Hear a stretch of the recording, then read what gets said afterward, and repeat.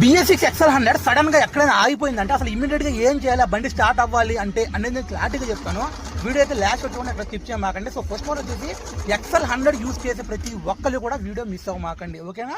So ఈ బండి sudden గా ఆగిపోయిందంటే అసలు ఫస్ట్ ఆఫ్ ఆల్ మనం ఒక బండి సడన్ గా ఆగిపోయిందంటే ఫస్ట్ ఆఫ్ ఆల్ చెక్ చేసేది ఏంటి అంటే ప్లగ్ గ్యాప్ పీకేసి కరెంట్ వస్తుందా లేదా చూసుకోవాలి. మనం కరెంట్ వస్తుందా లేదా ఖచ్చితంగా చూసుకొని కరెంట్ వస్తే మాత్రం ప్లగ్ ఏమైనా పోయిందేమో అని చెక్ చేసుకోవాలండి, ఓకేనా. ప్లగ్ పోతే మాత్రం ఇమీడియట్ ప్లగ్ వేసుకుంటే సరిపోద్ది. అలా ప్లగ్ పోకుండా కరెంట్ రాకుండా ఉంటే కనుక ఖచ్చితంగా కూడా అసలు కరెంట్ రావట్లేదు అంటే ఏదైనా ఫీజు పోతేనే కరెంట్ రాదండి, ఓకేనా.